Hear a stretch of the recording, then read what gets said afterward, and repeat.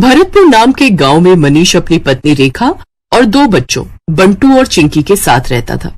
मनीष अपना एक छोटा सा ढाबा चलाता था। मनीष बड़ा ही लजीज खाना बनाकर बेचता था, जिससे उसका ढाबा ठीक ठाक चलता था। वाह यार मनीष, क्या लाजवाब खाना है। तुझे पता है, इतना स्वादिष्ट पालक पनीर मेरी माँ भी बनाया करती थी यार।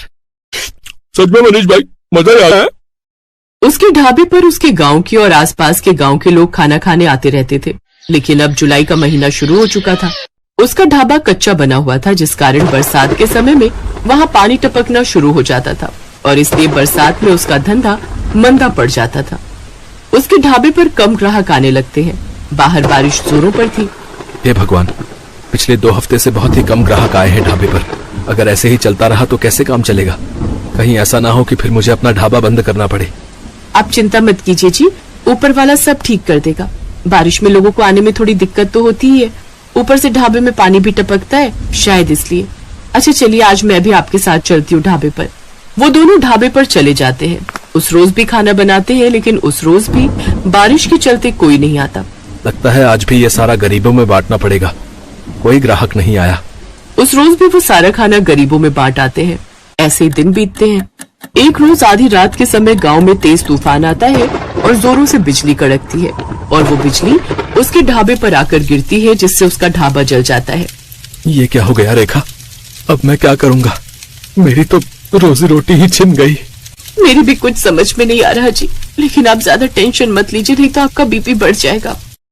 दिन पर दिन बारिश बढ़ती जा रही थी और मनीष उसी बारिश में काम ढूंढने निकलता है, लेकिन उसे कहीं भी काम नहीं मिलता। उल्टा सारा दिन बारिश में भीगने के कारण उसे सर्दी लग जाती है। अब जैसे तैसे वो अपने दिन काट रहे थे। फिर एक रोज रेखा का मुंह बोला भाई माधव उनके घर आता है। अरे जीजा जी, इतनी बारिश में रोज रोज काम ढूंढने निकलते हो, बेकार में परेशान होते हो। इससे तो अच्छा ये होगा कि आप मेरे साथ चलो और मेरी दुकान पर काम करो। वैसे भी मेरा आदमी अपने गांव गया हुआ है और मैं आपको महीने के आखिर में तनख्वाह दे दिया करूंगा। क्यों दे दी? ठीक कहा ना मैंने? हाँ, माधव बिल्कुल ठीक कह रहे जी। वैसे भी अपने पास और कोई काम तो है नहीं अब, तब तक यही काम कर लो आप। अच्छा ठीक है माधव, तुम कहते हो तो मैं यही कर लेता हूँ। वैसे भी घर खर्च तो चलाना ही है ना। अब मनीष माधव की दुकान पर काम करने लगता है। वो बिना 1 मिनट भी आराम किए सारा दिन मेहनत करता, अनाज की बोरियों को ट्रकों से उतारता और दुकान के अंदर का सारा काम संभालता। लेकिन जैसे ही महीना पूरा होने को आता है, तभी तनख्वाह देने के नाम पर वो टाल मटोली करने लगता है। तनख्वाह? कैसी तनख्वाह जीजा जी? ये तुम कैसी बातें कर रहे हो माधव? तुम्ही ने तो उस रोज रेखा के सामने कहा था कि महीने के आखिर में तुम मुझे तनख्वाह दोगे। नहीं नहीं, ऐसा कुछ नहीं है। आपको काम की जरूरत थी, मैं जानता हूँ, लेकिन मैं आपको यहाँ पर काम करने नहीं, मदद करने के लिए बुलाता था। और मदद करने के लिए भी कोई पैसे लेता है क्या? ये तुमने मेरे साथ ठीक नहीं किया माधव, मैं तुम्हें देख लूंगा। अरे जाओ जाओ, बड़े आए मुझे सबक सिखाने वाले। मनीष दुखी मन से घर आ जाता है। आ गए आप? आज तो महीने का आखिर है, आज तो आपको तनख्वाह भी मिल गई होगी। तो पापा, फिर तो आप कल ही मेरे स्कूल की फीस भर दीजिए। आपको पता है मेरी टीचर मुझे रोज रोज फीस के लिए टोकती है। ये सुनते ही मनीष की आंखों में आंसू आ जाते हैं। मेरा नसीब न जाने कैसा है रेखा, जो मेरे साथ कुछ भी अच्छा नहीं हो रहा। आप रो क्यों रहे हैं? ठीक से बताइए ना क्या बात है। फिर मनीष उसे सारी बात बताता है। हे राम, वो इतना बड़ा मक्कार निकलेगा मैंने कभी नहीं सोचा था। छी, उसे तो भाई कहते हुए भी शर्म आ रही है मुझे। फिर कुछ दिनों तक जैसे तैसे वो दूसरी जगह नौकरी की तलाश में जाता है। तब जाकर उसे एक बड़ी कोठी में ड्राइवर की नौकरी का काम मिल जाता है, जहां उसे महीने के 10,000 रुपए तनख्वाह के रूप में मिलते हैं। लेकिन उससे वो ड्राइवरी के अलावा अपने घर के काम भी लेते और इसी के सहारे अपना घर खर्च चलाता है। ऐसे ही एक शाम जब मनीष काम से घर लौट रहा होता है, तभी उसकी नजर सड़क किनारे गिरे हुए बच्चे पर जाती है, जो कि लगातार मदद की गुहार लगा रहा था। कोई मेरी मदद करो। ये तो किसी बच्चे की आवाज आ रही है। मनीष जल्दी से उसे पास के डॉक्टर के पास ले जाता है और उसका इलाज करवाता है। एक जमींदार का बेटा होने के बावजूद भी किसी ने मेरी जान नहीं बचाई, क्योंकि शायद कोई भी रोड एक्सीडेंट के लफड़े में नहीं पड़ना चाहता। लेकिन आपने बिना कुछ सोचे समझे मेरी जान बचाई। आपका बहुत बहुत धन्यवाद मनीष काका। अरे इसमें धन्यवाद कैसा? तेरी जगह अगर मेरा बेटा होता तो क्या मैं उसकी जान नहीं बचाता? उधर जैसे ये बात जमींदार को पता चली, वो दौड़ा दौड़ा आया और उसने वीरेन को गले से लगा लिया। तेरा बहुत बहुत शुक्रिया मनीष। अगर आज तू ना होता तो पता नहीं मेरे बेटे का क्या होता। ये ले मनीष, इसे मेरी तरफ से इनाम समझ कर रख ले। ये आप क्या कह रहे हैं जमींदार साहब? मुझे इन पैसों की कोई जरूरत नहीं है। रख लो मनीष, तुमने मेरे जान से प्यारे बेटे को बचाया है, तो उसके आगे तो ये सब कुछ भी नहीं है। मनीष जब घर आकर देखता है तो वो पूरे 5 लाख रुपए होते हैं। ये देख वो बहुत खुश होता है। अब वो जल्द ही सड़क किनारे अपनी जमीन पर खुद का पक्का ढाबा खोल लेता है। सड़क किनारे होने से अब उसकी और भी ज्यादा कमाई होने लगती है। अब बरसात में ना तो उसके ढाबे की छत टपकती और ना ही ग्राहकों की कमी होती, क्योंकि गाड़ियों में घूमने निकले लोग उसके ढाबे पर ही अपनी गाड़ी रोकते और लजीज लजीज खाना खाकर बारिश के मजे लेते। अब मनीष अपनी पत्नी और बच्चों के साथ खुशी खुशी रहता।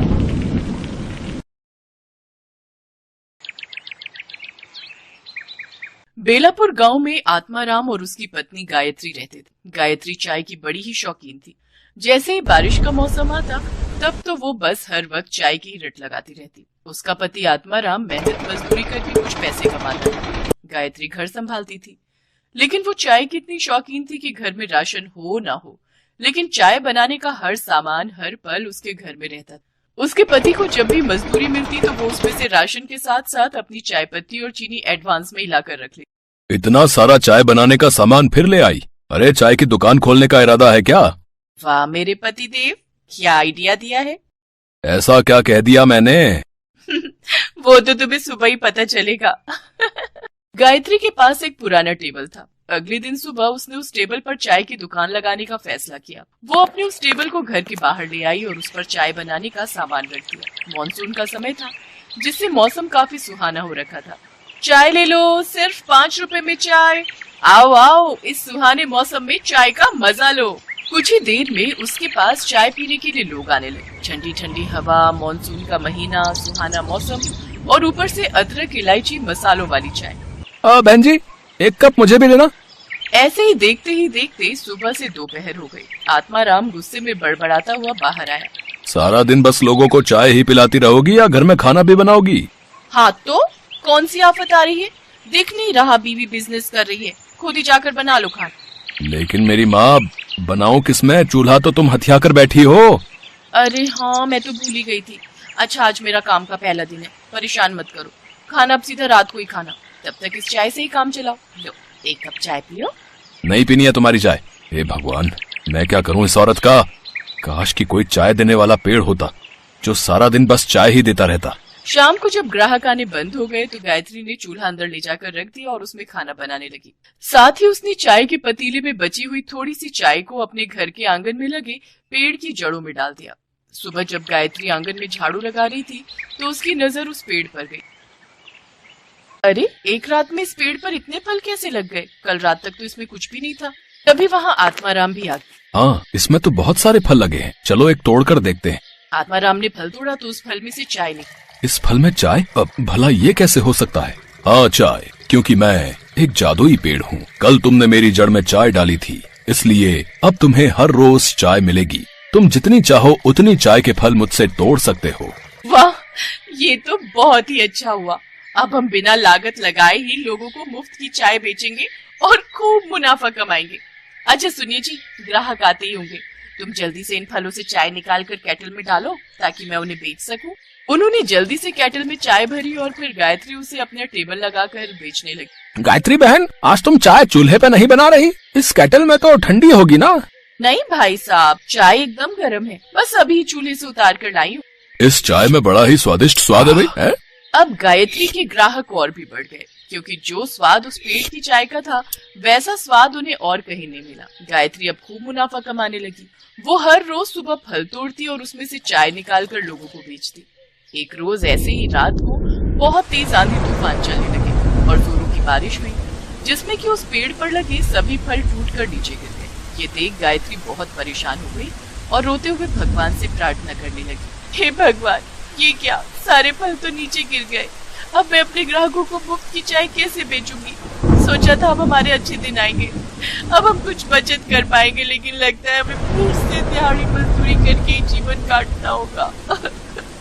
इसके बाद गायत्री उदास होकर दरवाजे पर ही बैठ गई और उसकी वहीं आंख लग गई। लेकिन अगली सुबह जब उसकी आंख खुली तो उसने देखा कि वो पेड़ फिर से पूरी तरह चाय के फलों से भरा पड़ा है। ये चमत्कार देख गायत्री और आत्माराम बहुत खुश हुए। फिर बारिश के मौसम में भी गायत्री तिरपाल लगाकर चाय बेचने लगी। अब तो भरी बारिश में भी लोग उनके यहाँ चाय का स्वाद चखने जरूर आते। उन्हें उस पेड़ की चाय की लत जो लग गई थी। आत्माराम ने भी अब मजदूरी छोड़ दी और वो भी अब अपनी पत्नी का हाथ बटाने लगा। उन्हें अब बिना लागत के चाय बेचकर खूब मुनाफा होने लगा और अब